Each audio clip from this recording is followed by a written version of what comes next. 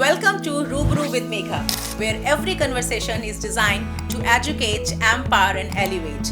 आज हमारे साथ हैं तान्या सिंघल और तान्या सिर्फ एक आर्टिस्ट या कोरियोग्राफर ही नहीं है, बल्कि मेहनत और लगन की एक मिसाल है। तान्या अपने दम पर बिना किसी शॉर्टकट के और अपनी मेहनत से आज जिस भी मुकाम पर हैं, वो सिर्फ और सिर्फ अपने डेडिकेशन की वजह से है। फिर चाहे सेलिब्रिटीज के साथ काम करना हो या नए टैलेंट को शेप देना, तान्या ने हर स्टेज पर अपनी जगह खुद बनाई है। मैं एक साइकोलॉजिस्ट हूँ और मेरा ऐसा विश्वास है कि जो लोग अपनी मेहनत के दम पर आगे बढ़ते हैं, वो खुद के लिए ही नहीं बल्कि औरों के लिए भी राहें बहुत आसान कर देते हैं। तान्या ऐसी ही एक सेल्फ मेड आर्टिस्ट हैं जो लोगों को सिर्फ डांस मूव्स ही नहीं बल्कि जिंदगी जीने का जज्बा और वो कॉन्फिडेंस भी सिखाती हैं। तो चलिए आज मिलते हैं तान्या से और सुनते हैं उनकी कहानी उन्हीं की जुबानी। तान्या, आज की पॉडकास्ट में आपका बहुत बहुत वेलकम है रूबरू विद मेघा में। और आपने जो ये अटायर पहना है इतना वाइब्रेंट लग रहा है कि पूरा का पूरा पॉडकास्ट का सेटअप हमारा बहुत अच्छी वाइब्रेशंस दे रहा है। Thank you so much and thank you for calling me here. I am glad to be here. जब भी आपसे मिलती हूँ, आपको देखती हूँ, एक पॉजिटिव एनवायरनमेंट फील करती हूँ और आपसे बात करके तो मैं पूरी पॉजिटिव हो जाती हूँ। Thank you so much Tanya. अच्छा, क्या आप हमें ये बता सकते हो कि अगर हम तान्या को सिर्फ एक शब्द में डिस्क्राइब करना चाहें तो वो शब्द क्या होगा? I said love because I want to spread love with everyone, but लोग मुझे कहते हैं I'm a self independent woman. बहुत सही है। शायद मैं भी तुमको इसी कॉन्टेक्स्ट में जानती हूँ, सेल्फ मेड गर्ल। अच्छा, आजकल बच्चे डांस की तरफ बहुत पैशनेट हो रहे हैं और ये बहुत अच्छी साइड भी है कि बच्चों की क्रिएटिव साइड बाहर आती है, डांस के थ्रू वो एक्सप्रेस कर पाते हैं अपने इमोशंस को। बट आप मुझे बताइए कि डांस के लिए पेशेंस जरूरी है या पैशन? डांस के लिए ना बहुत सारी चीज़ें, जैसे आपने बताया, पेशेंस एंड पैशन दोनों ही बहुत इंपॉर्टेंट है। बिकॉज जब तक आपको पैशनेट नहीं होगे आप उस फील्ड में आगे नहीं बढ़ोगे। बट एक मुकाम पर जाने के लिए हमें पेशेंस की बहुत ज़्यादा ज़रूरत है। Because today I am here and मुझे भी इस फील्ड में 12 ईयर्स हो गए हैं एंड अब अभी भी मैं ये फील करती हूँ कि शायद मैंने अभी कुछ नहीं किया, मुझे बहुत कुछ करना है अभी। पेशेंस, मैं कहूँगी कि पेशेंस बहुत ज़्यादा इम्पॉर्टेंट है। ओके, तान्या ये बताओ कि जब आप बहुत छोटे टाइम से काम कर रहे हो, बहुत कम एज से आपने काम करना स्टार्ट किया, तो तब में और आज के टाइम में क्या डिफरेंस लगता है आपको? तब मुझे बिल्कुल भी नॉलेज नहीं थी when I was started my career, but अभी बहुत हद तक नॉलेज हो चुकी है और लोगों का भी पता चल चुका है कि कौन लोग कैसे हैं। लाइफ में बहुत गलत लोग भी मिले, बहुत अच्छे लोग भी मिले, बट मैंने हमेशा पॉजिटिविटी को कैच किया और नेगेटिविटी को अपनी लाइफ से डिलीट कर दिया। इसमें बहुत सारे लोगों का सपोर्ट है। माय मदर, माय मेंटोर, जिनको शायद मैं कभी नहीं भूल पाऊंगी। Because when I was started my career, मेरी फैमिली इतनी ज़्यादा सपोर्टिव नहीं थी। माय फादर ऑल, उनकी थोड़ी सी वो गलत नहीं है। आज मैं जो भी कुछ हूँ शायद उनकी उस नेगेटिविटी के थ्रू ही यहाँ बैठी हूँ। अगर वो मुझे रोक टोक नहीं करते या वो मुझे बिल्कुल फ्रीडम छोड़ देते तो शायद मैं आज किसी और वे पे होती। तो here I am sitting in front of you just because of my parent and my mentors. और मेरी पूरी फैमिली ने, हर एक बंदे का छोटा छोटा कंट्रीब्यूशन रहा है। लाइक माय फादर, थोड़ी सी रोक टोक, my mama was very supportive, my mother is fully supportive and my mentor, because I know that day उन्होंने मुझे बुलाया और बोला कि तुझे पैसे नहीं देने, एंड उन्होंने मुझे बहुत साल तक फ्री डांस सिखाया। तो मुझे ये डिफरेंस लगता है कि आज उस टाइम पे मुझे बिल्कुल भी नॉलेज नहीं थी, बट इन 12 ईयर्स में मैंने लाइफ को बहुत नज़दीकी से देखा है। मैंने अच्छी चीज़ें भी देखी और मैंने बुरी चीज़ें भी अपनी लाइफ में देखी हैं, बट मैं स्टॉप नहीं हुई। मुझे ये था कि मुझे करना है तो मुझे करना है। आपकी बात से मुझे शायद एक बात समझ में आती है कि अगर आप अपनी लाइफ में कुछ बढ़ना चाहते हैं तो शायद दोनों तरह के लोग अलग अलग तरह से कंट्रीब्यूट करते हैं और ये आपके ऊपर है कि आप अच्छे लोगों से या नेगेटिव लोगों से क्या अडेप्ट कर रहे हैं, राइट? और किस तरीके से उन चीज़ों को देख रहे हैं। हर एक इंसान में ना एक क्वालिटी होती है, चाहे वो कितना ही नेगेटिव हो, बट उसमें भी एक अच्छी क्वालिटी होती है। तो जो अच्छे लोग होते हैं मैं उनके साथ टाइम स्पेंड करना चाहती हूँ, मैं उनके साथ मिलती हूँ, मैं उनके साथ बात करती हूँ, अपना एक रिलेशन ऐसा स्ट्रॉन्ग कर लेती हूँ क्योंकि मुझे उन्हें सुनना है। जितने भी सक्सेसफुल लोग हैं मेरठ में या मेरठ के बाहर, मैं उनसे ये क्वेश्चन बिना किसी हेजिटेशन के कर लेती हूँ कि आप आज इस मुकाम पर हैं, आप कैसे हैं। मुझे आपकी एक छोटी सी 100 वर्ड्स में मुझे आपकी एक स्टोरी सुननी है। उस स्टोरी को सुन के मैं उस स्टोरी को अपनी लाइफ से मैच करती हूँ। मैं देखती हूँ कि ऐसा उन्होंने क्या किया जो मैं शायद नहीं कर पा रही हूँ। बट जितने भी लोग सक्सेसफुल हैं, मैंने उनकी एक एक सिमिलर चीज़ देखी है। वो हारते नहीं है लाइफ में, वो लोग बहुत पॉजिटिव होते हैं। और मेरा मानना जेन्युइनली ये है कि अगर हम खुद के लिए ना सोच के दूसरों के लिए सोचेंगे ना, तो शायद हम डे बाय डे सक्सेस होते जाएंगे। लेकिन अगर हम अपने लिए सोचेंगे तो शायद हम उतना सक्सेस नहीं हो पाएंगे, क्योंकि आपकी सक्सेस आपके अकेले की नहीं होती, बहुत सारे लोगों को आपको साथ में लेके चलना पड़ता है। अगर हम दूसरों के लिए सोचेंगे तो शायद वो हमारे लिए सोचेंगे, और तभी हम एक मुकाम पर जा सकते हैं। I am glad to know Tania कि इतनी छोटी एज में आप इतना डीप इंटेंस थॉट रखती हैं लाइफ के बारे में, तो शायद यही आपको और खूबसूरत बनाता है। अच्छा, ये बताओ कि जब आप बहुत छोटे एज से काम किया तो एक सबसे बड़ा रीजन क्या था कि इतनी छोटी एज से काम करना पड़ा? मुझे ना लाइफ में पैसा नहीं कमाना था। मेरा कभी इंटेंशन, आज भी मेरा इंटेंशन पैसा कमाना नहीं है। मेरी लाइफ का एक एम है कि लोग मुझे जाने एक अच्छे इंसान की। ये डांसर तो है ही, डांस तो सिखाती है, बट साथ में ये एक बहुत अच्छी विमेन है, बहुत अच्छी टीचर है, बहुत अच्छी मदर है, बहुत अच्छी वाइफ है। तो मेरा एम लाइफ में कभी पैसा कमाना नहीं था। और मेरा ये खुद का मानना है, मैंने जो सुना भी है लोगों से, कि अगर आप पैसे के पीछे भागोगे, पैसा आपको मिल जाएगा बट आपको इज्जत नहीं मिल पाएगी। लेकिन अगर आप मेहनत करोगे, आप अगर इज्जत के पीछे भागोगे, आप लोगों को अच्छा काम दोगे, अच्छी पॉजिटिविटी दोगे, तो पैसा आपके पास आएगा। तान्या, इस बात से ना मुझे अपनी एक बात याद आती है कि मैं हमेशा अपने, जब हमारे पेरेंटिंग सेशंस या वर्कशॉप्स होते हैं, तो मैं उसमें हर पेरेंट से पूछती हूँ कि आप अपने बच्चे को कैसे बड़ा होते हुए देखना चाहते हैं, कि जब वो बड़ा हो तो कैसा हो। तो बहुत कम पेरेंट्स का जवाब ये आता है कि हम अपने बच्चे को एक अच्छे इंसान के रूप में देखना चाहते हैं। तो जब आप एक अच्छा इंसान बन जाते हैं या उसके प्रोसेस को फॉलो करते हैं, तो ये सारी चीज़ें ना by default, by product, automated आपकी पर्सनैलिटी में, आपकी लाइफ में ऐड हो जाती हैं। तो अगर आप एक अच्छे इंसान हैं तो आप एक अच्छे डांसर भी हैं, आप एक अच्छे कोरियोग्राफर भी हैं, आप ब्यूटिशियन भी अच्छे बन सकते हैं। मतलब प्रोफेशन कोई भी हो, बस पहली शर्त ये है कि सबसे पहले एक अच्छा इंसान बनना है। और ये बहुत बेसिक चीज़ है, लेकिन बहुत अंडररेटेड चीज़ है। मैं आपसे जानना चाहती हूँ तान्या, कि जैसे मैं एक साइकोलॉजिस्ट हूँ, राइट, और मुझे हमेशा ऐसा ये रिसर्च के अंदर भी प्रूवन हुआ है कि जो हमारी क्रिएटिव साइड है वो हमारी एंग्जाइटी, डिप्रेशन, स्ट्रेस से बाहर निकालने में बहुत हेल्प करती है। चूंकि आप इस फील्ड से जुड़ी हैं और यहाँ पर बहुत साल से काम कर रही हैं, तो क्या आपने कभी अपने इस प्रोफेशन के दौरान इस चीज़ को फील किया है कि कहीं पर आप किसी को उसकी एक अच्छी मेंटल हेल्थ दे पाई हो डांस के थ्रू? यस, मेरे क्लासेस में बहुत सारे तो नहीं मैं कह सकती हूँ, बट हाँ 2 से 3 लोग हैं जो मेरे पास आए और उनको डिप्रेशन था। जब वो आए, मैं उनका नाम यहाँ डिस्क्लोज नहीं कर पाऊँगी, बट जब वो मेरे पास आए तो वो बहुत ज़्यादा डिप्रेशन में थे। उन्होंने मुझे बोला कि मैम, मैं डांस क्लास बस इसलिए ज्वाइन करना चाहती हूँ because I am mentally tired, मैं एक डिप्रेशन में हूँ और मैं अपने डिप्रेशन की मेडिसिन ले रही हूँ। तो आई वॉज लाइक कि यार दिस इज़ एक्चुअली रॉन्ग। अगर हम किसी की, मैंने पहले उसके बारे में स्टडी किया कि एक्चुअली में व्हाट इज़ डिप्रेशन, बिकॉज मैंने सुना था बट मुझे नहीं पता था व्हाट इज़ डिप्रेशन। तो जहाँ तक मेरा मानना है कि डिप्रेशन हमें कुछ लाइफ की प्रॉब्लम से हो जाता है, ज़्यादा थिंकिंग करने से हो जाता है। बिल्कुल। तो और उस डिप्रेशन को ख़त्म करने के लिए आई थिंक मेडिसिन एक सॉल्यूशन नहीं है। उसके लिए आपको अपने आप को बिजी करना होगा, आपको पॉजिटिव लोगों से मिलना होगा।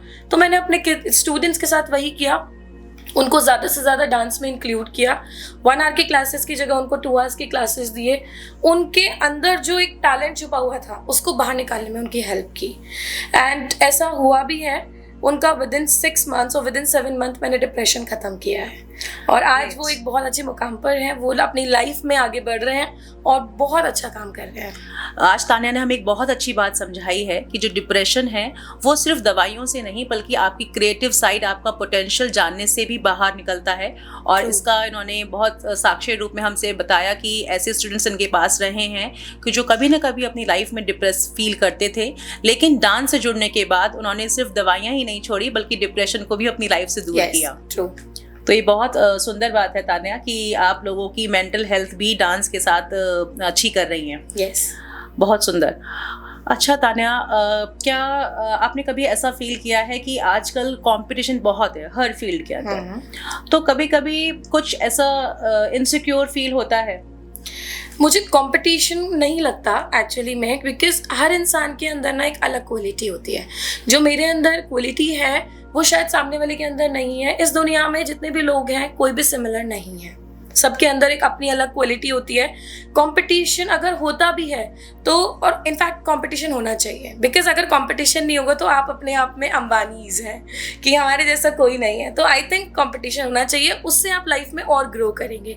जितना आपके कॉम्पिटिटर आपके सामने खड़े होंगे आप उतना माइंड अपने वर्क में लगाएंगे और उतना ज़्यादा लाइफ में ग्रो करेंगे। तो मुझे कंपटीशन से डर नहीं लगता, मुझे उनको देखना, उनको सुनना मुझे बहुत अच्छा लगता है। और कंपटीशन में सिर्फ एक शर्त मुझे लगता है कि होनी चाहिए कि वो हेल्दी कंपटीशन हो। Yes, right. यस। दूसरा, अगर आप कुछ बहुत अच्छा कर रहे हैं और लोग आपको कॉपी कर रहे हैं तो ये भी एक सबसे बड़ा इस बात का प्रमाण है कि आप शायद लाइफ में बहुत अच्छा कर रहे हैं कि लोग आपको कॉपी कर रहे हैं। आपके बहुत लोग करते हैं, बहुत लोग करते हैं। मेरे सोशल मीडिया पे जो भी कुछ अपडेट होता है वो मैं देखती हूँ, या मेरे स्टूडेंट्स आके बताते हैं मैम जो आप करा रही हो ना वो इंस्टीट्यूट भी करा रहा है। तो I feel glad that time कि ठीक है हम उसको स्टडी करके करा रहे हैं, लेकिन मुझसे कितने लोग इंस्पायर्ड हो रहे हैं अपनी लाइफ में। बिल्कुल। तो मुझे ये देख के बहुत अच्छा लगता है। और एक्चुअली में मेरा एम यही था कि मुझे लोगों को समझाना था कि आप ये नहीं ये करो, आप एक अच्छे इंसान बनो, आप लोगों को प्यार दो, रिस्पेक्ट दो। जो मैंने सीखा है अपने पेरेंट्स से, अपनी मेंटोर से, वही मैं लोगों को सिखाना चाहती हूँ। तो आज मेरे बहुत सारे स्टूडेंट बहुत सक्सेस हैं, CCS यूनिवर्सिटी में है, DU में है, and they are doing very good in their fields. Okay, yeah अच्छा तान्या, अभी आपने अपने मेंटोर के बारे में बात किया, तो एक ऐसी एडवाइस जो उन्होंने आपको दी और आप अपने स्टूडेंट्स को देती हैं, इसके बारे में कुछ बताइए। सबसे पहले तो मैं जब भी अपने गुरु के बारे में बात करती हूँ तो मैं उनको यही बोलती हूँ कि गुरुर ब्रह्मा गुरुर विष्णु गुरुर्देव महेश्वरा गुरुर साक्षात पर ब्रह्मा तस्मै श्री गुरुदेव नमः। बहुत सुंदर। और मैं अपने गुरु को दिल से प्रणाम करती हूँ, और मेरी लाइफ का ऐसा कोई दिन नहीं है जो मैं उनको अपनी आंखें बंद करके और याद ना करती हूँ। बिकॉज आज जो भी कुछ हूँ मैं जेन्युइनली उनकी वजह से हूँ। मेरे पेरेंट्स के लिए बहुत इजी था मुझे भेजना, लेकिन एक विमेन के लिए या एक टीचर के लिए किसी को अपनी किसी बच्चे को शिक्षा फ्री में देना ये बहुत डिफिकल्ट है। बिकॉज लाइफ में पैसा भी इम्पॉर्टेंट है, लेकिन उन्होंने अपनी लाइफ से पैसे को दूर करके मुझे एक कामयाब इंसान बनाया, मुझे एक अच्छा इंसान बनाया। और उन्होंने हमेशा मुझे यही सिखाया कि ऑलवेज रेस्पेक्ट योर गुरु। तो ये टैग लाइन मैंने अपने गुरु से भी सीखी, अपने स्कूल टीचर्स से भी सीखी। बिकॉज अगर आज मैं उनकी रिस्पेक्ट नहीं करूंगी तो मैं कल को एक्सपेक्ट नहीं कर सकती। तो दैट्स वाई मैं अपने गुरु को सबसे ऊपर रखती हूँ। मैं अपने गुरु को भगवान से भी ऊपर रखती हूँ। तो जब भी मैं पूजा करती हूँ या जब भी मैं अपना डांस स्टार्ट करती हूँ या जब भी मैं गुरु प्रणाम करती हूँ तो मैं अपनी आंखें बंद करके मैं उनका चेहरा ज़रूर देखती हूँ कि थैंक यू मुझे आज इस मुकाम तक पहुँचाने के लिए। बिकॉज मैंने कभी अपनी I never imaged my life to be here genuinely. क्योंकि एक लड़की जो साइकिल पे जाके डांस सिखाती थी और बालों में उसके ऑयल होता था तो लोग कहते थे कि ये डांस सिखाएगी बट लेकिन तो वो एक लाइन और वो लाइन, लेकिन मैं उन लोगों से प्यार करती हूँ क्योंकि उन्होंने मुझे वो सिखाया कि साइकिल पे डांस सिखाने जा रही है तो ये डांस अच्छा है, शायद नहीं सिखाती होगी। That time I was wear like ऐसे कपड़े जो शायद फैशन सेंस भी नहीं था, बट मैं धीरे धीरे मैंने चीज़ों को समझा। ठीक है, तो तान्या के इस आंसर से मुझे जो समझ में आया कि आजकल के बच्चों को अपने गुरु के प्रति ग्रेटिट्यूड की फीलिंग और रिस्पेक्ट की बहुत इंपॉर्टेंट होती है। इसके बिना हम आगे नहीं जा सकते हैं। और जब भी आप किसी से कोई कला सीख रहे हैं तो गुरु दक्षिणा के नाम पर जो भी हम उनको देना चाहते हैं वो पूरे मन से और समय पे शायद वो गुरु दक्षिणा देना बहुत इम्पोर्टेंट है, बहुत ज़्यादा इम्पोर्टेंट है। बिकॉज आई थिंक गुरु, मैं एक आपको स्टोरी बताना चाहती हूँ। गुरु लाइफ में एक ऐसी चीज़ होती है कि वो ना इंटरनली वो बच्चों को जेन्युइनली सपोर्ट करते हैं। कभी भी अपना एक गुरु कभी ये नहीं चाहेगा जो एक रियल गुरु होगा कि उसका बच्चा ग्रो ना करे। बिकॉज एक गुरु की सक्सेस उसी में है जब उसका बच्चा उससे आगे पहुँच जाए। लोग वो तब भी ये बोलेगा कि मैं कहीं भी हूँ लेकिन मेरी गुरु वो हैं। मैं आपको एक स्टोरी बताना चाहूँगी। मैं बहुत परेशान थी। बहुत लोग ऐसे होते हैं लाइफ में आते हैं, गुरु की रिस्पेक्ट नहीं करते, डिच करके चले जाते हैं और बाद में बोलते हैं वो हमारे गुरु नहीं हैं, हम उनको जानते भी नहीं हैं। तो मैं एक स्टोरी बताना चाहती हूँ। एक बहुत बड़ा साहूकार था, उसके अंडर उसका एक सर्वेंट काम करता था। उसकी बहन की शादी थी, वो बहुत सालों से उनके पास था। उसकी बहन की एक शादी थी तो उसको एक्सपेक्ट था कि मैं मालिक के पास इतने सालों से काम करता हूँ और मेरी बहन की शादी तो मेरे मालिक ही करेंगे। लेकिन पता नहीं उस राजा की क्या मजबूरी थी या उसकी इंटरनल फीलिंग उसको क्या कह रही थी, उस सर्वेंट की बहन की शादी आई, उसने बोला कि महाराज आज मेरी बहन की शादी है और मुझे जल्दी घर जाना है, आप मुझे 2 से 3 दिन की छुट्टी दे दीजिए। उन्होंने बोला ठीक है, तू अपना काम ख़त्म कर और तू जा। उनके पास जब वो जाने लगा तो उनके पास अनार रखे हुए थे, उन्होंने वो अनार उस सर्वेंट को दिए कि तेरी बहन की शादी है, ये अनार अपनी बहन को मेरी साइड से दे देना। अब वो सर्वेंट अंदर ही अंदर बड़ा दुखी हुआ, वो उनके घर से निकलते ही वो रोने लगा। उसने बोला कि उसने अपने मन में सोचा मुझे तो बड़ी ज़रूरत थी आज धन की, अब मैं अपनी बहन को कैसे विदा करूँगा, मैं उसे क्या दूँगा। तो वो पूरे रास्ते सोचता सोचता रोते रोते जाने लगा।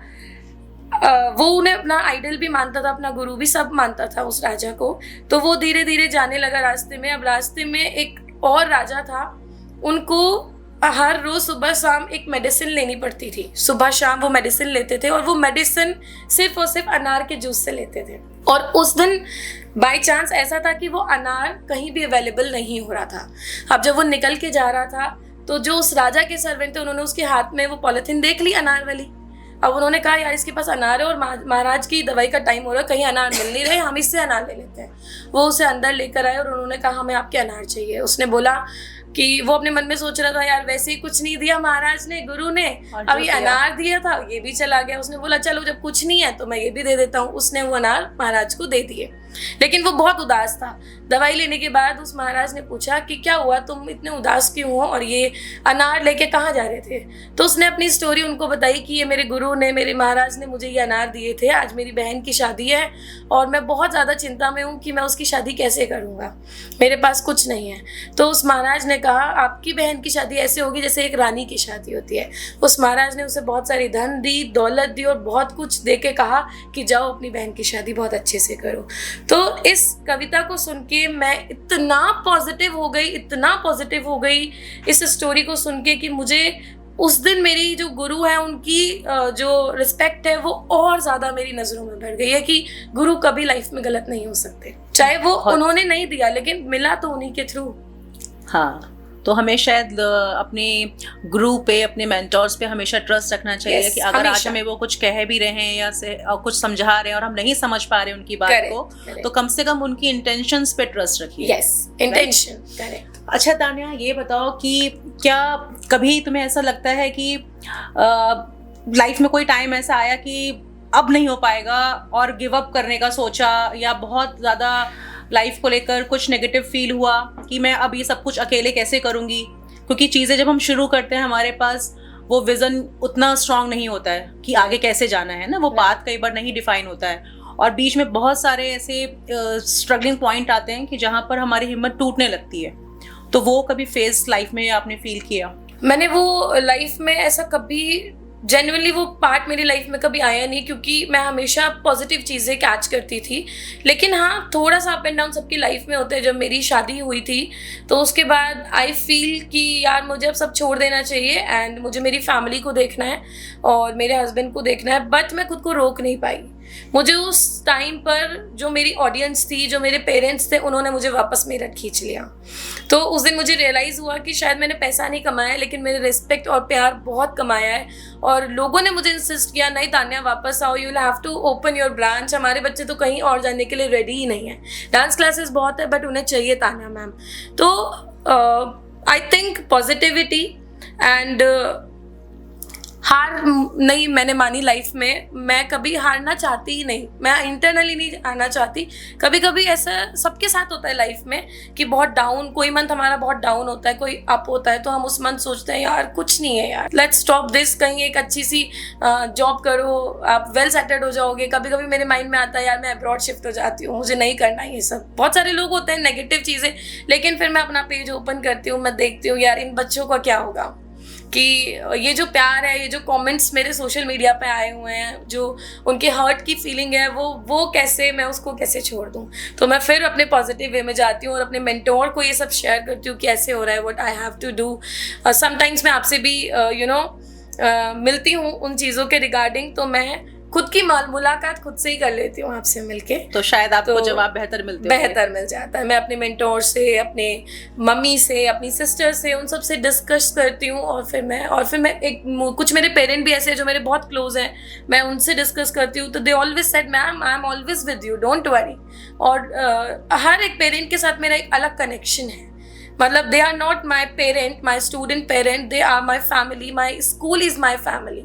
सो मेरे लिए सबसे ज़्यादा इम्पोर्टेंट है मेरी फैमिली, मेरी स्कूल फैमिली। हाँ, तो जो लोग इस पॉडकास्ट को देख रहे हैं वो शायद इस बात को बहुत अच्छे से फील कर सकते हैं कि जहाँ पर अपने काम को आप अपनी हैप्पी स्पेस बनाते हैं, वहाँ से सिर्फ आपको अपनी प्रोफेशनल लाइफ नहीं दिखती है, उसके साथ आपका एक पर्सनल अटैचमेंट भी कनेक्ट होता है जो आपको लोगों से जोड़ता है। और जब हम एज ह्यूमन बीइंग लोगों से जुड़ जाते हैं तो हम अपनी लाइफ में वो सब कुछ अचीव कर सकते हैं जो शायद जब हम बात करते हैं कि हम आज सक्सेसफुल हैं, तो शायद सक्सेस का जो असली स्वाद है वो हम उसी से देख पाते हैं कि हमारे आसपास के लोग हमको किस तरीके से देखते और समझते हैं। तानिया, लेकिन आपसे आज बात कर कर मुझे एक चीज़ तो समझ में आई कि लाइफ में जब भी कोई कुछ अचीव करना चाहता है तो उसमें शायद एज या बहुत सारे नेगेटिव सर्कमस्टेंसेस का कोई रोल होता नहीं है। आपको जब जो करना है आप अपनी स्ट्रॉन्ग विल पावर से अचीव कर सकते हैं, और उसके लिए सबसे इम्पोर्टेंट है ड्राइव जो आप में था और है। और मैं यही आशा करती हूँ कि आप इसी ड्राइव के साथ हमेशा लाइफ में बहुत आगे जाएं। और हमारी पॉडकास्ट की एक टैगलाइन है कि this podcast is to educate, empower and elevate. तो आई थिंक आज हमारी ऑडियंस आपके साथ काफ़ी चीज़ों की एजुकेशन भी मिली, आपने उनको एम्पावर भी किया, और मैं यकीन के साथ कह सकती हूँ कि हम सब लोग इस बातचीत के थ्रू अपनी लाइफ में कहीं ना कहीं उस एलिवेशन पे ज़रूर जाएंगे, आज नहीं तो कल, लेकिन जाएंगे ज़रूर। तो मैम, जैसे मैंने देखा है आप भी डांस करते हैं, तो डांस के बारे में आपका क्या ओपिनियन है? तानिया, डांस मेरे लिए कुछ ऐसा है कि अगर आप किसी इंसान को ना उसके सबसे खूबसूरत और सच्चे रूप में देखना चाहते हैं तो वहाँ पर आपको उस पल आप उसको सबसे मुक्त, वास्तविक और अपनी आत्मा के बहुत करीब पाते हैं। yes. तो मैं शायद डांस को वहाँ से देखती हूँ। राइट हाँ, जब भी मैं उदास होती हूँ मेरी लाइफ में, या मैं किसी भी प्रॉब्लम में होती हूँ, तो I start music and let's do dance. मैं भी यही सोचती हूँ, और उस पल के लिए शायद हम सब भूल जाते हैं। जिस टाइम पर हम डांस कर रहे होते हैं उस टाइम पर हम सब कुछ भूल जाते हैं, एंड दिस इज ट्रू। हाँ, मतलब अपने इमोशंस को एक्सप्रेस करने का डांस और म्यूजिक से अच्छा कोई जरिया नहीं हो सकता। yes. वो आपकी, हम सबकी शायद एक हैप्पी स्पेस है। yes. तानिया, अब तो आप एक पेरेंट भी बन चुकी हैं, एक बच्चे की मदर है, तो और मैं एक पेरेंटिंग कोच हूँ, तो पेरेंटिंग के बारे में बात करना बिल्कुल बनता है। yes. तो आपके तो डेली लाइफ में आप अपने साथ बहुत सारे पेरेंट्स के साथ डील करती हैं, तो आप पेरेंटिंग को कैसे देखती हैं, या उन पेरेंट्स के लिए कुछ ऐसा मैसेज ज़रूर देना चाहेंगी आप? बहुत सारी मेरे पास क्वेरीज होती है कि within 2-3 months parents are asking about कि मैम ये उस लेवल पे कब जाएगी जो बच्चे ऑलरेडी 5-6 ईयर से सीख रहे हैं। अपने बच्चे का एक स्केड्यूल बनाना बहुत इंपॉर्टेंट है। इवन आप खुद का भी, अगर इफ़ यू आर वर्किंग, जैसे आई एम वर्किंग, तो मेरी लाइफ का एक स्केड्यूल होता है। मैं एक दिन पहले ही अपना एक स्केड्यूल सेट करती हूँ कि tomorrow what I have to do. तो अगर हम स्टार्टिंग से अपने बच्चे को एक अच्छा ह्यूमन देखना चाहते हैं और उसको एक सक्सेस देखना चाहते हैं, तो हमें उसकी लाइफ का ना एक रूटीन सेट करना पड़ता है। लाइक मॉर्निंग वो इस टाइम उठ रहा है, फिर वो स्कूल से आ रहा है, स्कूल से आने के बाद उसकी ट्यूशन्स हैं, देन उसकी डांस क्लासेस हैं। कुछ पेरेंट्स बोलते हैं कि मैम ये टायर्ड हो रही है, आज इसका मन नहीं है। तो आई थिंक मेरे अकॉर्डिंग मेरी लाइफ में टायर्ड वर्ड नहीं है, बिकॉज हम नहीं टायर्ड होते, हमारी हम मेंटली टायर्ड हो जाते हैं, बट हम फिजिकली टायर्ड नहीं होते। अगर हम सोचेंगे ना आई एम टायर्ड, अगर मैं आज सोचती कि मैम मुझे बहुत पेन है, मैं नहीं आ पाऊंगी, तो शायद अगर मेरे माइंड में वो चीज़ सेट हो जाती तो शायद मैं नहीं आती। लेकिन मुझे करना था, मेरे अंदर वो एक एक जुनून था कि नहीं, मुझे आज जाके आज करना ही है, आपके साथ आज मिलना ही है, तो मैंने किया। तो यही मैं पेरेंट को बताना चाहूँगी कि अगर वो अपने बच्चे को एक सक्सेस पे देखना चाहते हैं तो उनको एक स्केड्यूल उन्हें फिक्स करना होगा, एंड उन्हें थोड़ा सा लाइफ के बारे में समझाना होगा कि अगर आपको लाइफ में कुछ करना है तो कुछ चीज़ें सेक्रीफाइस करनी पड़ेगी। जैसे मैं मेरी लाइफ को कैसे जीती थी बचपन में, पहले मैं स्कूल जाती थी, देन वहाँ से आते ही मैं ट्यूशन जाती थी, फिर मैं 1 hour 2 hour डांस क्लास में स्पेंड करती थी। उसके बाद आने के बाद मैं घर पे आके अपनी स्टडीज़ करती थी, और जब मैं सुबह मॉर्निंग में 5 o'clock उठ जाती थी, 6 o'clock उठ जाती थी, तो रात को ऑटोमेटिकली मुझे जल्दी नींद आती थी। तो बच्चे, अगर आप देखोगे, अगर कभी इस बात पे गौर करोगे, अगर बच्चे ने कुछ नहीं किया और वो दिन में भी सो गया और वो बहुत रिलैक्स है, तो वो रात को 1-2 बजे तक जागेगा। तो मैं यही कहना चाहूँगी कि उसका एक स्केड्यूल बनाएं, और वो फिक्स्ड, मतलब फिक्स्ड। जो भी आपके एक्स्ट्रा वर्क हैं आप उनको संडेज में करो या सैटरडेज में करो, बट अपना मंडे टू फ्राइडे का एक स्केड्यूल कभी डिस्टर्ब मत करो। अगर वो स्केड्यूल डिस्टर्ब हो जाता है तो आप मेंटली भी डिस्टर्ब हो जाते हो। अगर मेरा स्केड्यूल डिस्टर्ब हो जाता है, मैं 2 डेज अपनी क्लासेस पे नहीं हूँ, तो मैं मेंटली डिस्टर्ब हो जाती हूँ कि पता नहीं ये 2 डेज लाइफ के वेस्ट हो गए हैं, पता नहीं इसमें हम क्या सिखा सकते थे बच्चे को। तो मैं उनको यही टिप देना चाहूंगी कि अगर आप अपने बच्चे को एक हाइट पे देखना चाहते हो, एक अच्छी जगह देखना चाहते हो, तो यूल मेक स्केड्यूल। आपको जो स्कूल में डेली बच्चा को कराया जा रहा है ना, वो आप डेली आके कराओ, तो उसके ऊपर एग्जाम टाइम में कभी प्रेशर नहीं आएगा। बहुत सारे पेरेंट हैं मेरे जो इस स्केड्यूल को फॉलो करते हैं। मेरी एक student Anya Agarwal, she never take a break. उसकी कभी एब्सेंस ही नहीं है मेरी क्लासेस के अंदर। When she was in 10th standard तभी भी वो आ रही थी, now she is in 12th standard, वो अभी भी आ रही है। तो उससे मुझे सीखने को मिला, उसने ये प्रूव किया कि एवरीथिंग इज पॉसिबल। वो रात को पढ़ती है, उसकी लाइफ में स्कूल, पढ़ाई, डांस और थोड़ा बहुत फ्रेंड्स। लेकिन मैं देखती हूँ अदर बच्चों को, उनकी लाइफ में खेलना भी है, उन्हें फ्रेंड्स के साथ टाइम स्पेंड भी करना है, उन्हें छोटे छोटे बच्चों को किटीज भी करनी है। तो आई थिंक सब ठीक है, बट एक छोटे टाइम पीरियड के लिए। तो आई थिंक जो तान्या समझाना चाहती हैं पेरेंट्स को, उसके लिए अगर आपको लाइफ में कुछ भी अचीव करना है, यहाँ पर हम डांस के कॉन्टेक्स्ट में बात कर रहे हैं, लेकिन लाइफ में कुछ भी अचीव करने के लिए आई थिंक कंसिस्टेंसी और प्रैक्टिस, रिवीजन, रियाज जो आप बोल रही हैं, वो बहुत ज़रूरी है, और एक डिसिप्लिन अप्रोच का होना बहुत ज़रूरी है। तो जब भी हम अपने बच्चों को कहीं पर कुछ सिखा रहे हैं, किसी चीज़ के लिए ट्रेन करना चाहते हैं, कहीं पर उनको कोई एक्सपर्टीज़ दिलाना चाहते हैं, तो ये 2-3 छोटी छोटी चीज़ें हैं जिनको अगर हम फॉलो करते हैं तो जो वो उसका आउटकम चाहते हैं वो बाय प्रोडक्ट होता है। राइट? यस। तान्या से बात करने में बहुत ही मज़ा आ रहा है। बातों का सिलसिला ऐसे ही चलता रहेगा, लेकिन याद रखिए कि बातें सिर्फ तब तक बातें हैं जब तक वो सुनी जा रही हैं। जब इन बातों में से हम कुछ फिल्टर करके अच्छे पॉइंट्स अपनी लाइफ के अंदर फॉलो करते हैं, उनको अप्लाई करते हैं, तो वो बातें शायद हमारे को लाइफ में बहुत आगे लेकर जाती हैं। तो बातों को सिर्फ सुनिए मत, समझिए और उनको जीवन में अपनाइए, और फिर देखिए कि आपकी लाइफ कहाँ से कहाँ पहुँच जाती है। तो आज इसी के साथ हम तान्या जी से विदा लेते हैं और मिलते हैं एक नेक्स्ट एपिसोड में फिर से नई बातों का सिलसिला लेकर। Thank you so much ma'am. मैं बहुत बहुत शुक्रिया करना चाहती हूँ, आपने मुझे यहाँ बुलाया और मुझे अपने आप को दिखाने का, अपने आप को जानने का मौका दिया। Thank you Tanya. Thank you.